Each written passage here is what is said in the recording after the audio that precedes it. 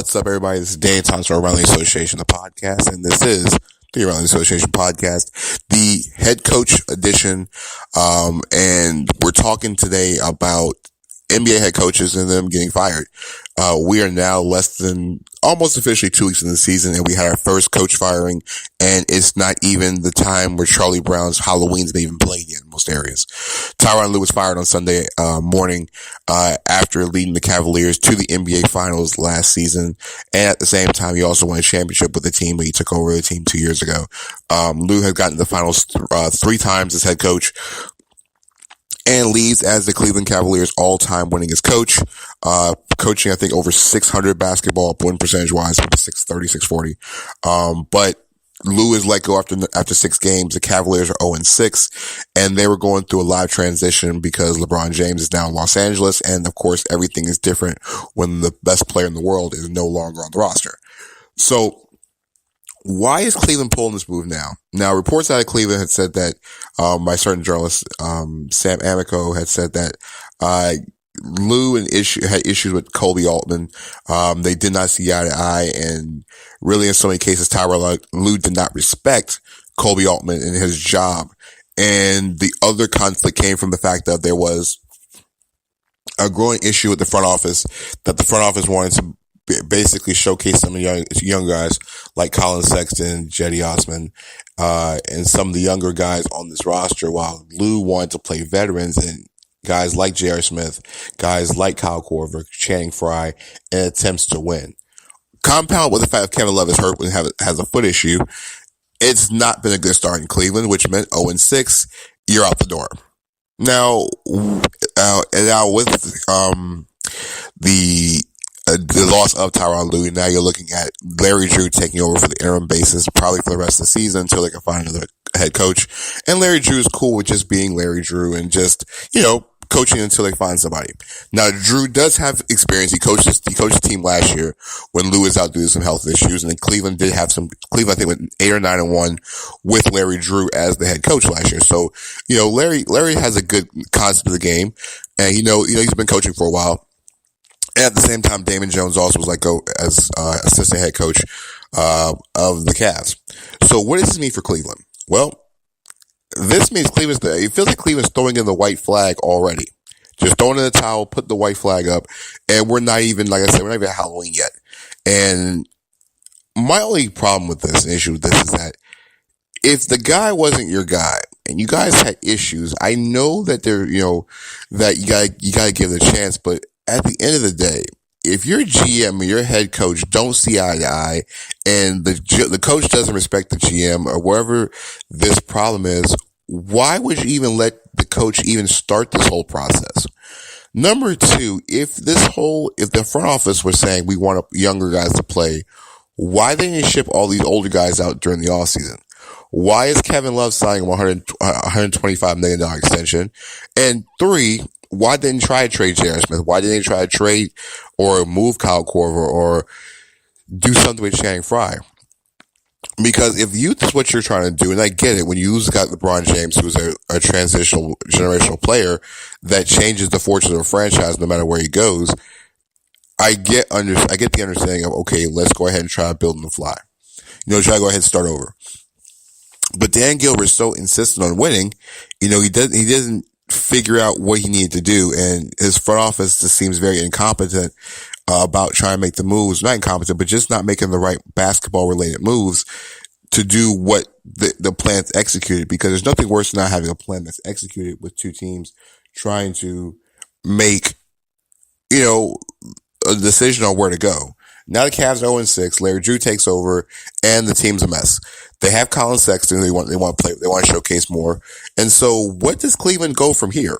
Well, I mean, they have a lot of veterans that do have some value around the league, because there's teams that's going to need veterans.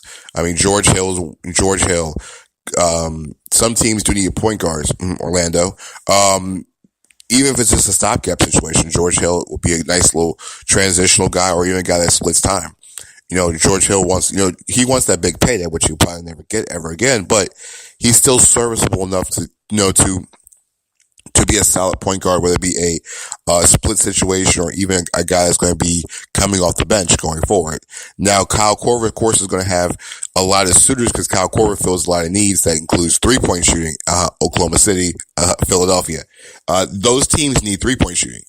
Just two teams off the top of the head that need, 3-point shooting. Korver can do that for you. You have guys like Channing Frye, another guy who can knock down shots. Oklahoma City, I'm not going to say Philadelphia because Philadelphia has enough bigs, but there are teams in the NBA who value shooting, especially from the perimeter. Those teams that can do, the 4 out with one big guy. I mean, not Dallas, Houston's known for that. LA can do that as well too. And like I said, Channing Frye is not a bad guy. He's a very solid leader in the locker room, and his podcast is pretty good as well too. So with Tyronn Lue fired now and Lue's now let go. He had $15 million left in his deal, so I'm pretty sure the little paycheck for him to go home is pretty nice. Let's look at a couple other coaches that could be on this hot seat. Now, early Monday morning, Chris Haynes comes out with a report, says Scott Brooks' job is safe in Washington. The Wizards are now off to a 1-5 start. There have been issues in his locker room, and they still have not figured out how to win significant games with John Wall and Bradley Beal together, which I mentioned on an earlier podcast. This could be the end for those guys in Washington. I think the situation at the time has come to an end where they got to blow this thing up now. I mean, I don't know if there's going to be something going forward or what they can do to save the situation, but Wall and Beal seem like they're on two different pages. It hasn't been indirectly said that it's them two that are having problems, but we've known for years in the NBA community that somehow this just doesn't work. Personalities don't work, and then this roster with the Wizards have a talented roster. I mean, they added Dwight Howard, who has not played yet. Austin Rivers, they got from LA over the summer. They still have Sortansky off the bench. Oubre, Otto Porter has been missing the entire season. Markieff Morris has been really good, and Scott Brooks has not figured out how to put those guys together. And it feels like this team is checking out on Brooks. I don't know. Another poor effort last night. I mean, the Clippers literally laid into Washington one night after Washington lost to Sacramento. The Wizards are off to a horrible start, and it's not looking good in Washington. But the front office has said that Scott Brooks is their guy. Another coach in the hot seat is Billy Donovan, Oklahoma City. I get it. They won their first game on Sunday night when they beat the Phoenix Suns. Here's the problem. Their first win came against Phoenix. They're now 1-5. They started the season 0-5. They could not figure things out. And guess what? Once again, this team is not playing defense and shots are not falling, especially from the 3-point line. Billy Donovan's trying almost everything he can think of to try to get this thing going. But without Andre Roberson being healthy, that's another case for another topic for another show. But Westbrook is now healthy, but let's just be honest. The same problems they've had, they're still having. They still cannot get anybody to defend on the perimeter, and then they still can't knock down shots. You can't defend, you can't knock down shots, your coach should be gone at this point. And Donovan's had some pretty, he has some successful teams and he's got a pretty good roster around him. Like I said, the outside shooting has been atrocious, and they don't have anybody other than Alex Abrinas and to be a pure shooter. Now, Paul George had a tremendous season on the 3-point line last year, but let's just be honest, none of those guys strike fear in you defensively from a 3-point line. I mean, Westbrook will take his share of 3-point shots, but he's not exactly the most accurate guy. Roberson will not shoot a 3 to save his life.